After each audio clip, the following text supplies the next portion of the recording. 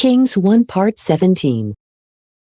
And Elijah the Tishbite, from the inhabitants of Gilead, said to Ahab, As the Lord lives, the God of Israel, in whose side I stand, there shall not be dew or rain during these years, except by the words of my mouth. And the word of the Lord came to him, saying, Withdraw from here, and go toward the east, and hide at the torrent Cherith, which is opposite the Jordan. And there you shall drink from the torrent. And I have instructed the ravens to feed you there. Therefore, he went and acted in accord with the word of the Lord. And going away, he settled by the torrent Cherith, which is opposite the Jordan. And the ravens carried bread and flesh to him in the morning, and likewise bread and flesh in the evening. And he drank from the torrent. But after some days, the torrent dried up, for it had not rained upon the earth. Then the word of the Lord came to him, saying, Rise up, and go to Zarephath of the Sidonians, and dwell there. For I have instructed a widowed woman there to feed you. He rose up and went away to Zarephath. And when he had arrived at the gate of the city, he saw the widowed woman collecting wood, and he called to her.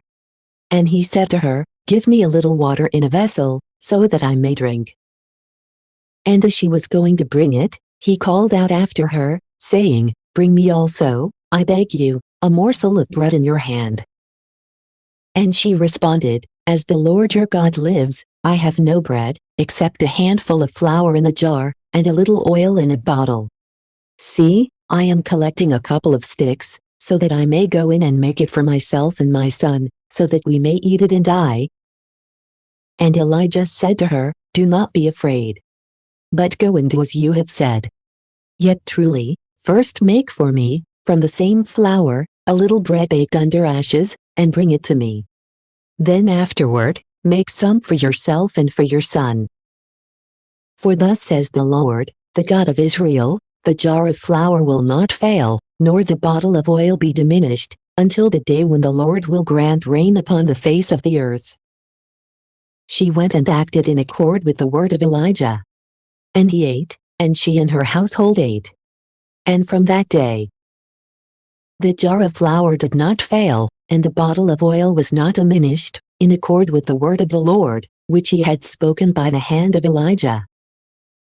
Now it happened that, after these things, the son of the woman who was the mother of the family became ill.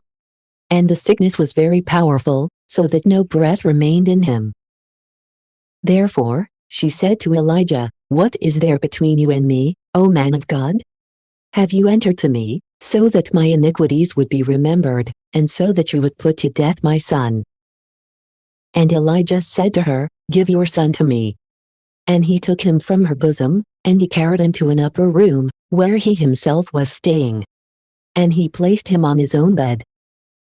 And he cried out to the Lord, and he said, O Lord, my God, have you even afflicted the widow by whom I am, in a sense, sustained, so that you would put to death her son? And he stretched himself out beside the boy 3 times. And he cried out to the Lord and said, O Lord, my God, let the soul of this boy, I beg you, return to his body. And the Lord heeded the voice of Elijah. And the soul of the boy returned to him, and he revived. And Elijah took the boy, and he brought him down from the upper room to the lower part of the house. And he gave him to his mother. And he said to her, See, your son lives. And the woman said to Elijah, By this, I now realize that you are a man of God, and that the word of the Lord in your mouth is true. Thank you for watching. If you like the content on this channel, please press subscribe, the like button or comment below. We'd love to get your tips. See you next time.